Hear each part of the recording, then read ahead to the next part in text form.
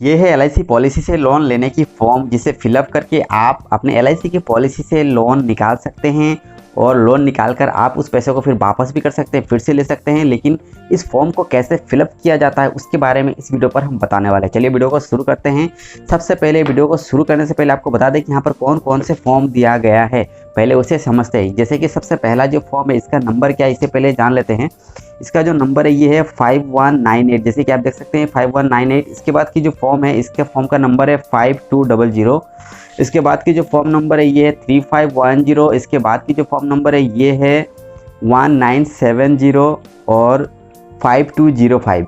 तो ये है फॉर्म की नंबर। साथ ही साथ इस फॉर्म के साथ आपको नेफ्ट मैंडेट की फॉर्म भी आपको फिलअप करना होता है, जिसके लिए अलग से भी मिल जाएगा। और साथ ही साथ अगर आपको इस फॉर्म में अगर आपको इस तरह की नेफ्ट मैंडेट फॉर्म अगर यहाँ पर मोहर लगाकर अगर आपको दिया जा रहा है तो समझ लीजिए कि उसे आपको यहीं पर फिलअप करना है, अलग से नहीं मिलेगा। क्योंकि यहाँ पर दो ऑप्शन है कि ये जो फॉर्म नंबर 5205 है इसी फॉर्म में नेफ्ट मैंडेट फॉर्म को यहाँ पर मोहर की तरह लगाया जाता है और उसे आप फिलअप कर सकते हैं। इसके अलावा आप अलग से नेफ्ट मैंडेट की जो फॉर्म है उसे आप यहाँ पर अटैच कर सकते हैं। चलिए आप फॉर्म को फिलअप करते हैं और जानते हैं कि कहाँ पर क्या लिखना होता है और कैसे आप इस फॉर्म को फिलअप कर सकते हैं। फॉर्म को फिलअप करने से पहले आपके पास आपका एलआईसी पॉलिसी की जो बॉन्ड है वो आपके पास होनी चाहिए, जिससे आप सही इन्फॉर्मेशन सही जानकारी आप यहाँ पर लिख सको। क्योंकि अगर आपके पास पॉलिसी बॉन्ड नहीं होगा तो फॉर्म को लिखने में कई सारे परेशानी हो सकता है। क्योंकि सही डिटेल्स अगर आप नहीं लिखोगे तो बाद में आपका जो भी लोन है वो कैंसिल हो सकता है या फिर पेंडिंग लिस्ट में चला जाएगा, क्योंकि वहाँ पर आपका इन्फॉर्मेशन जो गलत दिया गया इसके वजह से।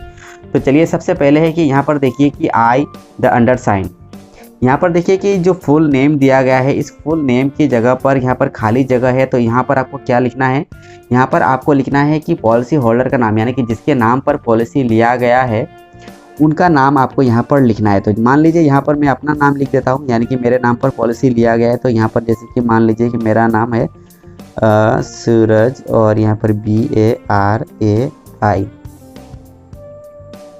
यहाँ पर मैंने पॉलिसी होल्डर का नाम लिख दिया है। आपका पॉलिसी में जो नाम यानी कि जिसके नाम पर पॉलिसी लिया गया उन्हीं का नाम आपको यहाँ पर लिखना है। इसके बाद नीचे देखिए कि पॉलिसी ऑफ एश्योरेंस नंबर, यानी कि पॉलिसी नंबर आपको यहाँ पर लिखना है। जो भी आपका पॉलिसी नंबर है आप अपने पॉलिसी बॉन्ड से देख लीजिएगा कि जो भी पॉलिसी का नंबर है उसी पॉलिसी नंबर को आपको यहाँ पर लिख देना है। तो यहाँ पर मैं पॉलिसी का नंबर लिखता हूँ, मान लो 1 2 3 4 5 6 7 8 9, ये पॉलिसी नंबर है। ये दो चीज़ लिखने के बाद आपको यहाँ पर डेटेड दिस, यानी कि डे ऑफ, इसके बाद 2024, तो 24 दे दीजिए। ऑफ यहाँ पर मान लीजिए कौन सा महीना है, जुलाई, कौन सा डेट है 13, यानी कि 13 तारीख जुलाई का महीना है 2024। यहाँ पर मैंने डेट लिख दी। ये डेट आपको उसी दिन लिखना है जिस दिन आप फॉर्म को फिलअप कर रहे हो। इसके बाद आपको यहाँ पर देख सकते हो कि विटनेस का जगह यहाँ पर दिया गया है। ये जो विटनेस है इस विटनेस के जगह पर आप अपने एलआईसी एजेंट की विटनेस आप ले सकते हो। इसके अलावा आप अपने घर का कोई भी फैमिली मेम्बर, गांव का मेंबर, कोई भी मास्टर, टीचर, उनका यहाँ पर विटनेस नहीं देना है। बहुत सारे लोग ये गलती करते हैं कि वे किसी भी व्यक्ति को पकड़ के यहाँ पर विटनेस दे देते हैं और ब्रांच में फॉर्म को जमा करते हैं, जिसके वजह से उनको लोन नहीं मिलता है, उनका लोन पेंडिंग लिस्ट में चला जाता है, रिजेक्ट हो जाता है। इसीलिए आपको बता दूँ कि ये जो विटनेस की जगह यहाँ पर आप अपने एलआईसी एजेंट की विटनेस दीजिए। और या इसके अलावा एलआईसी की जो भी बड़े स्टाफ होते हैं उनका आप यहाँ पर विटनेस आप ले सकते हो। तो यहाँ पर क्या करना है, जो भी एजेंट है वो यहाँ पर वो सिग्नेचर करेगा उनका।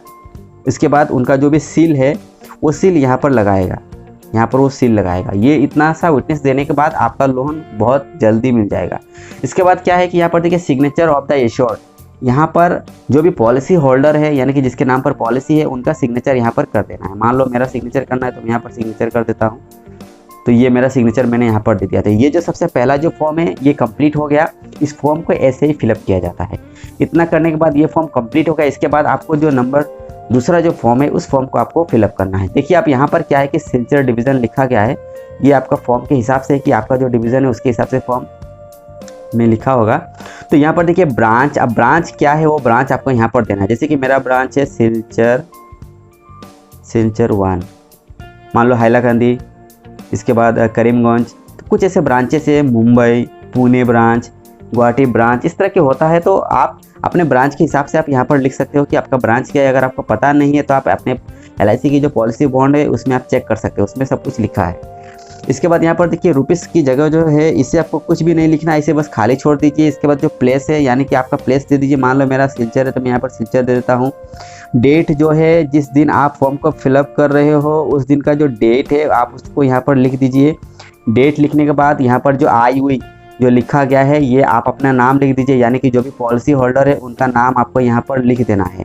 तो जैसे कि मेरे नाम पर ही पॉलिसी है तो मैं यहाँ पर अपना ही नाम लिख देता हूँ, ठीक है। और इसके बाद यहाँ पर देखिए कि I do hereby acknowledge receipt of, तो यहाँ पर कुछ भी नहीं लिखना है, ठीक है।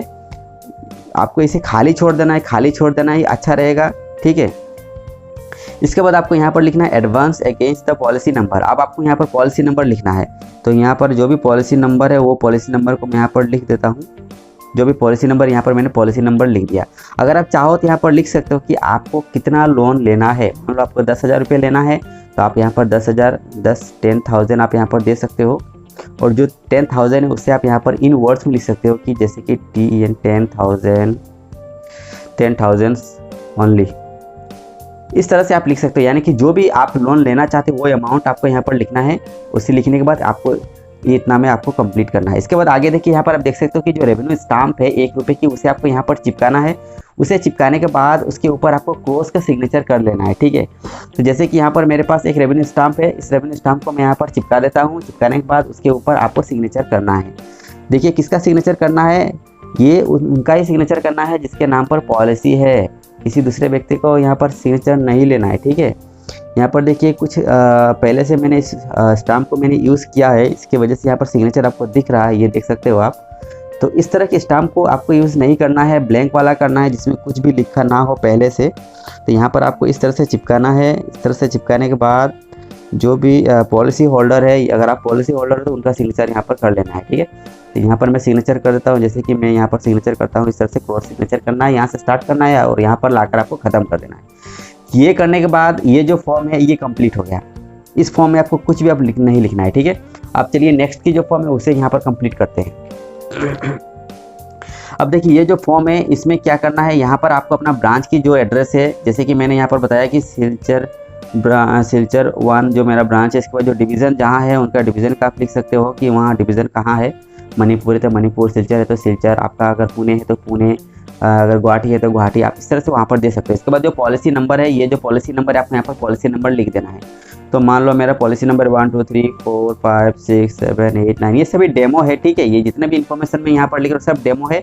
आपको अपना पॉलिसी बॉन्ड को देख के जो वहाँ पर लिखा गया वही डिटेल्स आपको यहाँ पर लिखना है, ठीक है। इसके बाद जो डेट है, डेट जैसे कि मैंने बताया कि जिस दिन आप फॉर्म को फिलअप कर रहे हो उस दिन का डेट आपको यहाँ पर लिख देना है।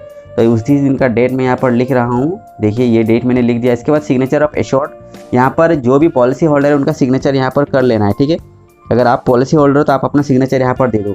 इसके बाद जो नीचे जो है इसे आपको कुछ नहीं करना है, इसे छोड़ दीजिए, खाली छोड़ दीजिए। इसके बाद नेम ऑफ एश्योर्ड, जिसके नाम पर पॉलिसी है उनका नाम, जैसे कि मेरा नाम पर है तो SURAJBARAI, ठीक है। इसके बाद जो एड्रेस है, आपको एड्रेस वही एड्रेस लिखना है जो आपका पॉलिसी बॉन्ड में दिया गया है।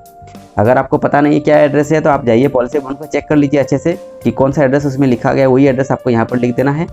वो एड्रेस को लिखने के बाद ये फॉर्म आपका कंप्लीट हो जाता है। इसमें आपको फिर से कुछ नहीं लिखना है, बस इसे आप इधर निकालिए और फिर से जो फॉर्म है इसे आप फिलअप करना है।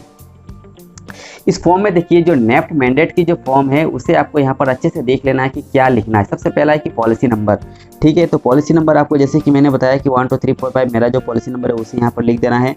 आपका जो नाम है, नाम आपको यहाँ पर लिख देना है, ठीक है। इसके बाद जो बैंक अकाउंट की जो नंबर है, मान लो आपका बैंक अकाउंट नंबर है 6 7 8 9, जो भी आपका बैंक अकाउंट के नंबर है, जिस अकाउंट पर आपको पैसा लेना है उसी अकाउंट का नंबर आपको यहाँ पर लिख देना है। इसके बाद जो अकाउंट टाइप सेविंग्स अकाउंट है, name and place of bank, मान लो मेरा SBI है तो SBI, और जो भी उसका एड्रेस है, ब्रांच एड्रेस जो है वो लिख देना है। मान लो मेरे पुणे, जस्ट बस मैंने लिख दिया है, एक डेमो है, ठीक है।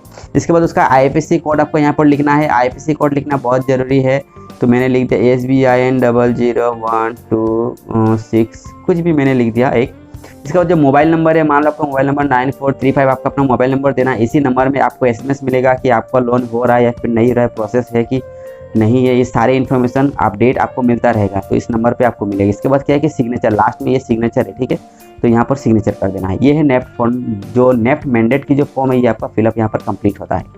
इसके बाद यहाँ पर जो देखिए the office incharge life insurance corporation of India, यहाँ पर जो ब्रांच की एड्रेस है उसे लिखना है। तो यहाँ पर मैं अपना ब्रांच का जो एड्रेस है मैं वहाँ पर लिख देता हूँ। ये लिखने के बाद पॉलिसी नंबर, नीचे देखिए पॉलिसी नंबर है, आपको यहाँ पर पॉलिसी नंबर लिख देना है 1 2 3 4 5 6 7 8 9, ये पॉलिसी नंबर मैंने लिख दिया। यहाँ पर देखिए डेट लिखना है, तो जैसे कि आज का जो डेट है वो डेट मैं यहाँ पर लिख देता हूँ, ठीक है। डेट लिखने के बाद ये हो गया। इसके बाद आपको देखिए please grant me as an advance, यानी कि आपको कितना रुपए लोन लेना है। अगर आपको एग्जैक्ट अमाउंट मालूम नहीं है कि कितना लोन आपका पॉलिसी से मिल रहा है, तो आप यहाँ पर लिख सकते हो कि मैक्सिमम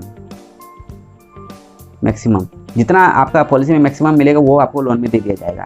अगर आपको पहले से मालूम है तो आप अपने अमाउंट यहाँ पर लिख सकते हो। मान लो 1 लाख मुझे लोन मिल रहा है, तो मैं यहाँ पर 1 लाख लिख देता हूँ, ठीक है। ये मैंने लिख दिया कि मुझे इतना लोन लेना है। इसके बाद आपको यहाँ पर सिग्नेचर करना है। ये आप यहाँ पर देख सकते हो कि योर फेथफुली यहाँ पर लिखा गया है, तो यहाँ पर पॉलिसी होल्डर का सिग्नेचर कर देना है। तो मेरा पॉलिसी, इसलिए मैं यहाँ पर अपना सिग्नेचर कर देता हूँ। ये मेरा सिग्नेचर यहाँ पर दे दिया। इस तरह से ये जो फॉर्म है ये कंप्लीट होता है, और ये कंप्लीट होने के बाद यहाँ पर जो 4 फॉर्म दिया गया है, ये चारों फॉर्म को आप इस तरह से फिलअप करते हो, और इस तरह से फिलअप करने के बाद आपका जो भी लोन अप्लाई की फॉर्म है ये कंप्लीट होता है। और इस फॉर्म के साथ आपको अपना पॉलिसी की ओरिजिनल पॉलिसी बॉन्ड आपको देना है, आपका जो बैंक अकाउंट है उसका जेरोक्स, या फिर आप अपने कैंसिल चेक दे सकते हो। इसके साथ ही साथ पैन कार्ड की जेरोक्स आपको देना है। ये सारी चीज़ें देने के बाद आपको ओरिजिनल सब कुछ लेके जाना है LIC के सर्विसिंग डिपार्टमेंट। जाकर वहाँ पर आपको जो भी आपका डॉक्यूमेंट्स है उसे वेरीफाई करवाना है। वेरीफाई करवाने के बाद आपको सबमिट करना है। अगले 7 से 10 दिन के अंदर आपको पैसा मिल जाएगा। और जो भी अपडेट है, जो भी आपने इस फॉर्म में मोबाइल नंबर आपने लिखा है, उसी नंबर में आपको अपडेट मिलता रहेगा कि आपका लोन हुआ है, नहीं हुआ है, रिजेक्ट हुआ है, पेंडिंग है, सब कुछ आपको अपडेट मिलता रहेगा। तो इस तरह से आप LIC पॉलिसी की जो लोन अप्लाई की जो फॉर्म है उसे आप फिलअप कर सकते हो, और उसे फिलअप करके आप बड़े ही आसानी से आप लोन आप निकाल सकते हो अपने पॉलिसी से। तो हेलो दोस्तों, मेरा नाम है सूरज और स्वागत करते हैं इस यूट्यूब के चैनल पर। अगर आप चैनल पर नए हो तो प्लीज़ चैनल को सब्सक्राइब कर दीजिएगा, इस वीडियो को लाइक जरूर करिएगा, और इसी तरह हमारे साथ बने रहिएगा। और अगर आपका कुछ डाउट है तो नीचे कमेंट कर सकते हो, और अगर लोन के बारे में कुछ और जानकारी चाहिए तो आप हमारे चैनल पर जाइए, बहुत सारे वीडियोस ऑलरेडी पड़े हैं, उसे चेक कीजिए, उसे देखिए और वहाँ से आप जानकारी हासिल कीजिए। चलिए इस वीडियो को यहीं पर खत्म करते हैं, मिलते हैं एक नई वीडियो के साथ। तब तक के लिए जय हिंद।